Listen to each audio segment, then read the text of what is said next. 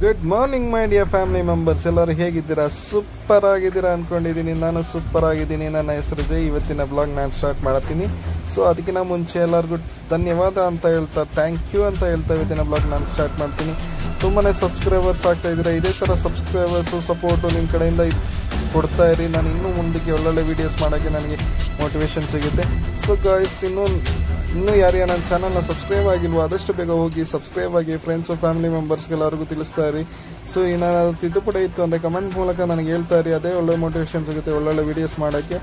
So guys, ಇವಾಗ ಏನು ನೋಡ್ತಾ ಇದ್ದೀರಲ್ಲ, ಇದು ಒಂದು ಟ್ರಿವಾಂಡ್ರಮ್ ಬಸ್ ಸ್ಟಾಪ್. ನನ್ನ ವಿಡಿಯೋ ನೋಡಿರೋರಿಗೆಲ್ಲರಿಗೂ ಗೊತ್ತಾ ಇರಬೇಕು.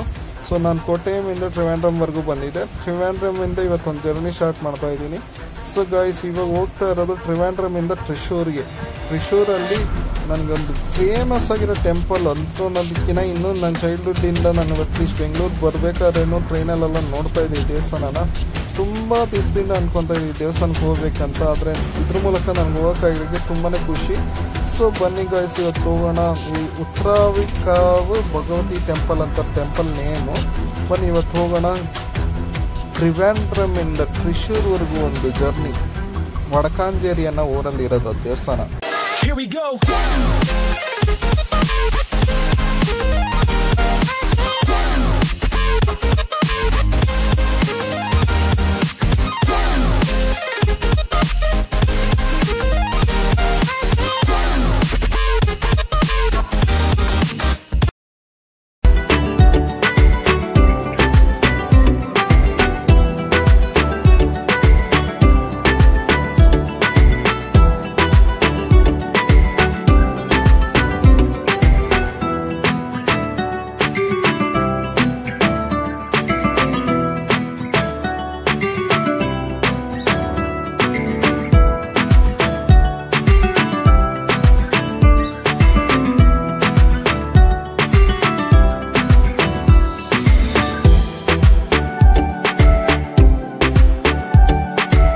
ಉತ್ರಾಲಿಕಾವು ಭಗವತಿ ದೇವಸ್ಥಾನ ಕತೆ ಕಥಾನಕ.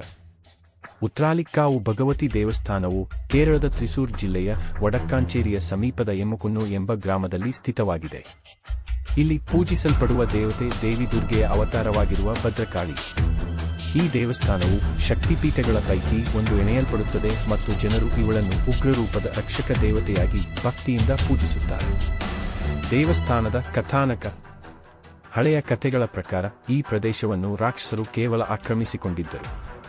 ಅವರು ನವಸಮಾಜವನ್ನು ನಾಶ ಮಾಡುತ್ತಿದ್ದರು ಮತ್ತು ಧರ್ಮದ ಮಾರ್ಗವನ್ನು ಹಾಳು ಮಾಡುತ್ತಿದ್ದರು. ಈ ಅಶುಭ ಶಕ್ತಿಗಳನ್ನು ನಾಶಪಡಿಸಲು ದೇವತೆ ಭದ್ರಕಾಳಿ ತಾಂಡವ ರೂಪದಲ್ಲಿ ಈ ಪ್ರದೇಶಕ್ಕೆ ಆಗಮಿಸುತ್ತಾಳೆ. ಉಗ್ರವಾದ ಯುದ್ಧದ ನಂತರ ದೇವಿ ರಾಕ್ಷಸರನ್ನು ಸಂಹರಿಸಿ ಇಡೀ ಪ್ರದೇಶವನ್ನು ಶುದ್ಧಗೊಳಿಸುತ್ತಾಳೆ. ಈ ವಿಜಯದ ಬಳಿಕ ದೇವಿ ಇಲ್ಲಿ ವಿಶ್ರಾಂತಿಗೆ ತಿರುಗಿ ದೇವಸ್ಥಾನ ರೂಪದಲ್ಲಿ ನೆಲೆಗಿರುತ್ತಾಳೆ. ಇಲ್ಲಿನ ಉತ್ರಾಲಿಕಾವು ಎಂಬ ಹೆಸರು ಉತ್ತರ ಆಳಿಕಾವು ಎಂಬ ಪದಗಳಿಂದ ಬಂದಿದೆ, ಅಂದರೆ ಉತ್ತರ ದಿಕ್ಕಿನ ದೇವಿಯ ತಂಪಾದ ನೆಲೆ. ಪೂಜಾ ಆಚರಣೆಗಳು. ಇಲ್ಲಿ ವಾರ್ಷಿಕವಾಗಿ ನಡೆಯುವ ಉತ್ರಾಲಿಕಾವು ಪೂರಂ ಎಂಬ ಉತ್ಸವ ಬಹುಜನಪ್ರಿಯವಾಗಿದೆ. ಇದರಲ್ಲಿ ಭವ್ಯ ಆನೆಗಳ ತಿರುವು, ಪಂಚವಾದ್ಯ, ಮೇಳಂ ಮತ್ತು ಪಟಾಕಿಗಳ ಪ್ರದರ್ಶನ ವಿಶೇಷ ಆಕರ್ಷಣೆಗಳಾಗಿವೆ. ದೇವಿಯನ್ನು ಶಕ್ತಿ ರೂಪದಲ್ಲಿ ಪೂಜಿಸುವ ಈ ಉತ್ಸವವು ಕೇರಳದ ಶಕ್ತಿಯುತ್ಸವಗಳಲ್ಲಿ ಪ್ರಮುಖವಾಗಿದೆ. ದೇವಿಯ ವೈಶಿಷ್ಟ್ಯಗಳು ಮತ್ತು ರೂಪಗಳು. ಉತ್ರಾಲಿಕಾವು ದೇವಿ ಭದ್ರಕಾಳಿಯ ಉಗ್ರ ರೂಪದಲ್ಲಿ ಇಲ್ಲಿದ್ದಾಳೆ. ಇವಳನ್ನು ಸಾಮಾನ್ಯವಾಗಿ ಚಂಡಿಕಾ, ದೈವತಾರೂಪಿಣಿ, ಶಕ್ತಿ ಸ್ವರೂಪಿಣಿ ಎಂಬ ನಾಮಗಳಿಂದ ಕರೆದರು. ಈ ದೇವಿಯ ಶಕ್ತಿಯು ಅಜ್ಞಾನದ ಕತ್ತಲನ್ನು ದೂರ ಮಾಡುವ ಮತ್ತು ದುಷ್ಟರನ್ನು ನಾಶ ಮಾಡುವಂತೆ ಭಕ್ತರು ನಂಬುತ್ತಾರೆ. ದೇವಸ್ಥಾನದ ಗರ್ಭಗುಡಿ ಶಕ್ತಿಯ ಕೇಂದ್ರವಾಗಿದ್ದು ಅಲ್ಲಿ ಪೂಜಾ ವಿಧಿಗಳು ಬಹಳ ಶ್ರದ್ಧೆಯಿಂದ ನಡೆಯುತ್ತವೆ. ಈ ದೇವಸ್ಥಾನದಲ್ಲಿ ಬ್ರಾಹ್ಮಣರು ಮತ್ತು ಗ್ರಾಮಸ್ಥರು ಒಟ್ಟಾಗಿ ಪೂಜೆಗಳು ನಡೆಸುತ್ತಾರೆ. ಇಲ್ಲಿ ದಿನವೂ ನಿತ್ಯ ಪೂಜೆ, ದೀಪಾರಾಧನೆ ಮತ್ತು ವಿಶೇಷ ಕಾಲದಲ್ಲಿ ಶಕ್ತಿ ಪೂಜೆಗಳು ನಡೆಯುತ್ತವೆ. ಉತ್ರಾಲಿಕಾವು ಪೂರಂ ಉತ್ಸವ. ಈ ಉತ್ಸವವು ಫೆಬ್ರವರಿ-ಮಾರ್ಚ್ ತಿಂಗಳಿನಲ್ಲಿ ಕುಂಭ ಮಾಸದಲ್ಲಿ ನಡೆಯುತ್ತದೆ. ಇದರಲ್ಲಿ ಪರಭಂಗಿ ಆನೆಗಳ ಮೆರವಣಿಗೆ, ಅಲಂಕರಿಸಿದ ಆನೆಗಳು, ಅವುಗಳ ಮೇಲಿರುವ ನೆಟ್ಟಿಸಿದ ಅಲಂಕಾರಿಕ ಕುದುರೆಗಳು ಶ್ರದ್ಧಾಭಕ್ತರ ಮನಸೆಳೆಯುತ್ತವೆ. ಪಂಚವಾದ್ಯ ಚೆಂಡಮೇಳಂ. ಕೇರಳದ ಪ್ರಸಿದ್ಧವಾದ 5 ವಾದ್ಯಗಳ ಸಂಗಮ. ದೇವಿಗೆ ಪ್ರೀತಿಪಾತ್ರವಾದ ಮೇಳಧ್ವನಿ. ವಲ್ಕನಾಡ ಚೂಡ, ಯಜುತ್ನ, ವಿಲ್ಲುಕಾರ್ಯಂ. ಪೂರ್ವಕಾಲದ ದೇವಿಯ ಶಕ್ತಿಯ ಚಿಹ್ನೆಯಾದ ವಿಲ್ಲು ಬಾಣಗಳ ಪ್ರದರ್ಶನ. ಪಟಾಕಿಗಳ ವೈಭವ. ರಾತ್ರಿ ವೇಳೆ ನೂರಾರು ಪಟಾಕಿಗಳ ವೈಭವ ಭಕ್ತರನ್ನು ಆಕರ್ಷಿಸುತ್ತದೆ. ದೇವಳದ ಮಹತ್ವ. ಉತ್ರಾಲಿಕಾವು ದೇವಳ ಕೇವಲ ಧಾರ್ಮಿಕ ಕೇಂದ್ರವಲ್ಲ, ಇದು ಸ್ಥಳೀಯ ಸಮುದಾಯದ ಸಾಂಸ್ಕೃತಿಕ, ಸಾಮಾಜಿಕ ಹಾಗೂ ಸಾಂಪ್ರದಾಯಿಕ ಚಟುವಟಿಕೆಗಳ ಹೃದಯವಾಗಿದೆ. 16 ತಲೆಮಾರುಗಳಿಂದ ಜನರು ತಮ್ಮ ಜೀವನದ ಪ್ರಮುಖ ಘಟನೆಯನ್ನು ಈ ದೇವಿಯ ಸಮ್ಮುಖದಲ್ಲಿ ಆಚರಿಸುತ್ತಿದ್ದಾರೆ. ಮದುವೆ, ನಾಮಕರಣ ಮೊದಲಾದವು. ಇತಿಹಾಸ ಮತ್ತು ದಂತಕಥೆಗಳು. ದೇವಳದ ಪೂಜಾರಿಗಳ ಹೇಳಿಕೆಯಂತೆ ದೇವಿಯನ್ನು ಇಲ್ಲಿಗೆ ಪರಿಚಯಿಸಿದವರು ಸ್ಥಳೀಯ ನಾಗ ಸಂಪ್ರದಾಯಕ್ಕೆ ಸೇರಿದವರು. ಉಗ್ರರೂಪದ ಈ ದೇವಿಯ ಕರ್ಣಿಕ ರೂಪವನ್ನು ಮೊದಲಿಗೆ ನಾಗರಿಕರೇ ಗುರುತಿಸಿ ಊರಿನಲ್ಲಿ ಆರಾಧಿಸಲು ಪ್ರಾರಂಭಿಸಿದರು. ನಂತರ ಬ್ರಾಹ್ಮಣರು ಮತ್ತು ಶ್ರದ್ಧಾಳುಗಳ ಮೂಲಕ ಅದು ದೇವಸ್ಥಾನ ರೂಪದಲ್ಲಿ ರೂಪುಗೊಂಡಿತು. ದೇವಿಯ ಉಗ್ರರೂಪ ಮತ್ತು ತಪಸ್ಸು. ಉತ್ರಾಲಿಕಾವು ಭಗವತಿ ದೇವಿಯನ್ನು ಉಗ್ರರೂಪದಲ್ಲಿ ಕಾಣಿಸಲಾಗುತ್ತದೆ. ಇವಳ ದರ್ಶನ ಮಾಡಿದರೆ ಭಕ್ತರಿಗೆ ಶಕ್ತಿಯ ಅನುಭವವಾಗುತ್ತದೆ ಎನ್ನುವ ನಂಬಿಕೆ ಇದೆ. ಇಲ್ಲಿನ ದೇವಿ ತಪಸ್ವಿನಿಯಂತೆ ಅದೃಶ್ಯ ಶಕ್ತಿಗಳ ಮೇಲೆ ಅಧೀನವಿಲ್ಲದ ಸ್ವತಂತ್ರ ಚೈತನ್ಯ ರೂಪವಲ್ಲ. ಈ ಕಾರಣದಿಂದಲೇ ಈ ದೇವಿಯ ಸನ್ನಿಧಿಯಲ್ಲಿ ಶ್ರದ್ಧೆಯಿಂದ ನಿಂತರೆ ಆಕೆಯ ದಿವ್ಯ ಶಕ್ತಿಯ ಸ್ಪಂದನ ಭಕ್ತರು ಅನುಭವಿಸುತ್ತಾರೆ ಎನ್ನುವುದು ದಂತಕಥೆ. ಅವತುಂ ಚೂರು ಅವಥಂಚರ್ ಎಂಬ ಪವಾಡ. ದೇವಿಯ ಪವಾಡಗಳಲ್ಲಿ ಒಂದು ಪ್ರಸಿದ್ಧ ಕಥೆ ಅವತುಂ ಚೂರು. ದೇವಿಗೆ ಸಮರ್ಪಿಸಲಾದ ಪ್ರಸಾದ ಅಥವಾ ಬಲಿ ಅವತು ತುಂಬಾ ಶಕ್ತಿಶಾಲಿಯಾಗಿರುತ್ತದೆ. ಇದನ್ನು ಕೊಟ್ಟ ನಂತರ ಭಕ್ತರು ತಮ್ಮ ಇಚ್ಛೆಗಳನ್ನು ದೇವಿಗೆ ಅರ್ಪಿಸುತ್ತಾರೆ. ಅದೆಷ್ಟೋ ಬಾರಿ ದೇವಿ ಆ ಮನೋಭಿಲಾಷೆಗಳನ್ನು ಪೂರೈಸಿದ ಪವಾಡಗಳು ಗ್ರಾಮದಲ್ಲಿ ಪ್ರಸಿದ್ಧವಾಗಿವೆ. ಹಲವು ಜನರು ತಮ್ಮ ಬದುಕಿನಲ್ಲಿ ಅನುಭವಿಸಿದ ಈ ಘಟನೆಗಳನ್ನು ಪುಣ್ಯಕಥೆಗಳಾಗಿ ಮುಂದಿನ ಪೀಳಿಗೆಗಳಿಗೆ ಹೇಳುತ್ತಾರೆ.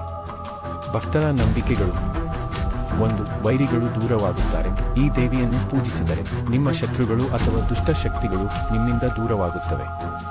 2. ವಿಧೇಯತೆಗಾಗಿ ಪೂಜೆ. ವಿದ್ಯಾರ್ಥಿಗಳು ಪರೀಕ್ಷೆಯಲ್ಲಿ ಯಶಸ್ಸು, ಉದ್ಯೋಗಕ್ಕಾಗಿ ಪ್ರಾರ್ಥನೆ, ಆರೋಗ್ಯಕ್ಕಾಗಿ ವ್ರತ, ಇವುಗಳಿಗಾಗಿ ಜನರು ವಿಶೇಷ ಪೂಜೆ ಸಲ್ಲಿಸುತ್ತಾರೆ. 3. ಕಾವು ಪೂಜೆ. ದೇವಿಯನ್ನು ಕಾವಿನಲ್ಲಿ, ಅರಣ್ಯದಲ್ಲಿ ಪೂಜಿಸುವ ಪರಂಪರೆಯು ಶಕ್ತಿಯ ಮೂಲಸೂರಿಯಲ್ಲಿ ಶ್ರದ್ಧೆ ಇಡುವುದರ ಪ್ರತೀಕವಾಗಿದೆ. ಮೂಲ ದೇವಾಲಯದ ವಿನ್ಯಾಸ. ದೇವಾಲಯವು ತಾಂತ್ರಿಕ ಶೈಲಿಯಲ್ಲಿ ನಿರ್ಮಿತವಾಗಿದೆ. ಇಲ್ಲಿ ತ್ರಿಚೂರಿನ ಶೈಲಿಯಲ್ಲಿ ಗೋಪುರವಿದೆ ಮತ್ತು ದೇವಾಲಯದ ಸುತ್ತಲೂ ಗರ್ಭಗುಡಿಯ ಚುತ್ತುಮುತ್ತಲೂ ಪ್ರದಕ್ಷಿಣೆ ಮಾರ್ಗ ಇದೆ. ದೇವಿಯ ಪ್ರತಿಮೆ ಕಲ್ಲಿನಿಂದ ನಿರ್ಮಿತವಾದುದು, ಅತ್ಯಂತ ಪವಿತ್ರವೆಂದು ಪರಿಗಣಿಸಲಾಗಿದೆ. ಸಾಮಾಜಿಕ ಪಾತ್ರ. ಉತ್ರಾಲಿಕಾವು ದೇವಸ್ಥಾನವು ಸ್ಥಳೀಯ ಕುಟುಂಬಗಳ ಆತ್ಮೀಯತೆಯ ಕೇಂದ್ರವಾಗಿದೆ. ದೇವಸ್ಥಾನಕ್ಕೆ ಸಂಬಂಧಿಸಿದ ಉತ್ಸವಗಳು ಮತ್ತು ಸೇವೆಗಳು ಸಮಾಜದ ಎಲ್ಲ ವರ್ಗದವರನ್ನು ಒಟ್ಟುಗೂಡಿಸುತ್ತವೆ. ದೇವಿಯ ಉತ್ಸವ ದಿನಗಳಲ್ಲಿ ಭಿನ್ನ ಧರ್ಮದ ಜನರು ಸಹ ಕಾರ್ಯದಲ್ಲಿ ಪಾಲ್ಗೊಳ್ಳುವುದು ಸಾಮಾನ್ಯ. ನನ್ನ ವಿಡಿಯೋ ನೋಡಿದ್ದಕ್ಕೆ ಧನ್ಯವಾದಗಳು ಮತ್ತು ನನಗೆ ಬೆಂಬಲ ನೀಡುತ್ತೀರಿ. ನನ್ನ ಚಾನೆಲ್ ಹೆಸರು ಲೈಫ್ ಮೇಕ್ ಚೇಂಜರ್ ಮತ್ತು ನನ್ನ ಹೆಸರು ಜೈ. ಬಹಳಷ್ಟು ಸ್ನೇಹಿತರನ್ನು ಸಬ್ಸ್ಕ್ರೈಬ್ ಮಾಡಿದ್ದಕ್ಕಾಗಿ ಧನ್ಯವಾದಗಳು ಸರ್. ಹೆಚ್ಚಿನ ವಿಡಿಯೋಗಳು ಬರುತ್ತಿವೆ. ಟ್ಯೂನ್ ಆಗಿರಿ.